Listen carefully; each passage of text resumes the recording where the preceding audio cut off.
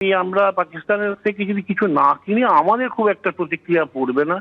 পাকিস্তান যদি আমাদের থেকে না কিনতে পারে, হ্যাঁ অনেক কিছু জিনিস ওরা কেনে, আমি ওষুধের কথা বলছি, ওষুধ কিনতে গেলে আমরা যদি আমাদের থেকে না পাই, ওদের ছুটতে হবে চীনের কাছে, হ্যাঁ বা রাশিয়ার কাছে, সেগুলো ব্যয়বহুল হয়ে যাবে। এবং হ্যাঁ সেগুলো সে ধরনের মেডিসিন যেগুলো ইন্ডিয়ান মেডিসিন ওখানে চলে সেগুলো পাওয়া যাবে কিনাও সন্দেহ আছে।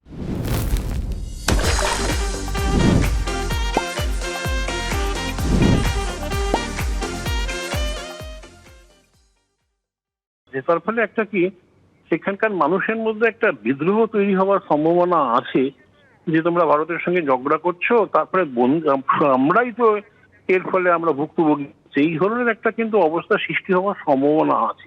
যে সাধারণ মানুষের উপর কষ্ট দেওয়া ভারতের কাজ নয়, কিন্তু পাকিস্তান সরকার যেভাবে জিনিসগুলোকে নিয়ে গেছে আতঙ্কবাদীদের ছড়িয়ে, তার ফলে ভারত সরকার বাধ্য হচ্ছে এই ধরনের জিনিস করছে। আমাদের খারাপ লাগছে, সে দেশের মানুষ কষ্ট পাবে, কিন্তু উপায় কিছু নেই। পাকিস্তানকে ভাতে মারার কৌশল নিয়েছে ভারত। জঙ্গি হামলার জের আরো কড়া ভারতের অবস্থান।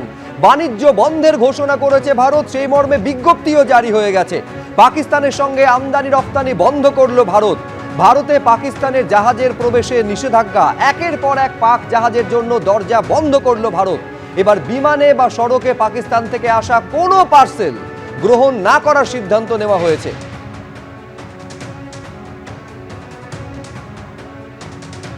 এদিকে পহেলগাঁওতে হিন্দু নিধনের পর পেরিয়ে গিয়েছে 12টা দিন, এখনো অধরা হামলাকারীরা।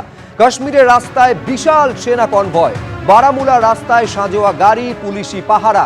আজও উপত্যকা জুড়ে চিরুনি তল্লাশি চালানো হচ্ছে। অন্যদিকে সীমান্তে লাগাতার পাক উস্কানি, সেটাও অব্যাহত রয়েছে। টানা 9 দিন ধরে সংঘর্ষ বিরতি চুক্তি লঙ্ঘন করে চলেছে পাকিস্তান। পাল্টা যোগ্য জবাব ভারতের তরফেও দেওয়া হচ্ছে।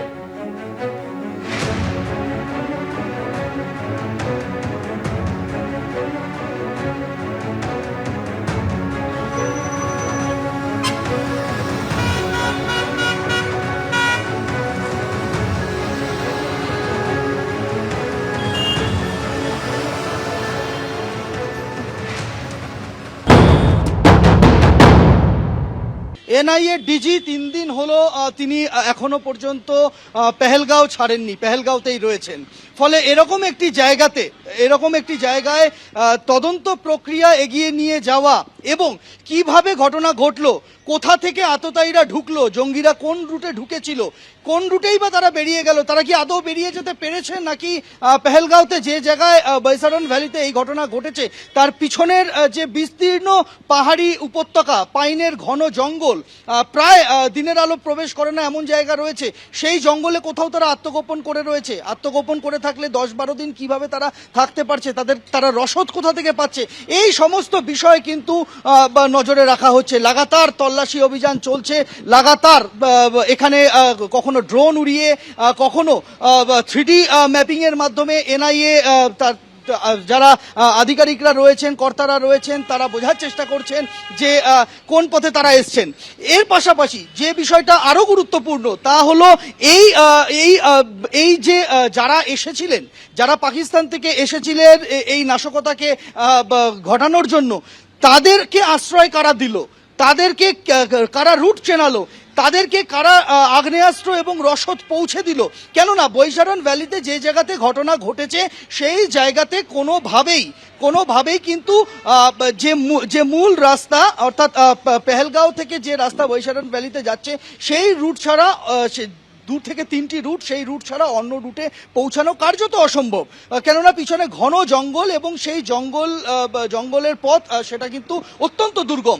ফলে তারা সাধারণ পর্যটকদের মতো, সাধারণ মানুষের মতো, সাধারণ স্থানীয় যারা পরিচালক আছেন তাদের মতো সেই ভিড়ে মিশে সেই জায়গাতে পৌঁছে থাকতে পারেন। তাহলে দ্বিতীয় প্রশ্ন হচ্ছে যে তাদেরকে আশ্রয় কারা দিল। সে কারণে কিন্তু লাগাতার তল্লাশি অভিযান চলছে।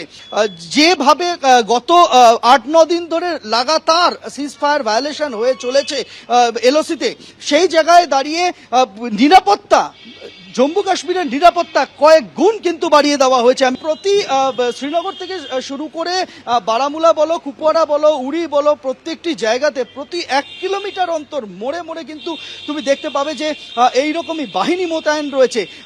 কোথাও সীমা সুরক্ষা বল মোতায়েন রাখা হয়েছে, কোথাও সিআরপিএফ মোতায়েন রয়েছে, কোথাও জম্মু কাশ্মীর পুলিশ মোতায়েন রয়েছে এবং তার সঙ্গে লাগাতার চলছে সেনা টহলদারি এবং রাষ্ট্রীয় রাইফেলসের টহলদারি।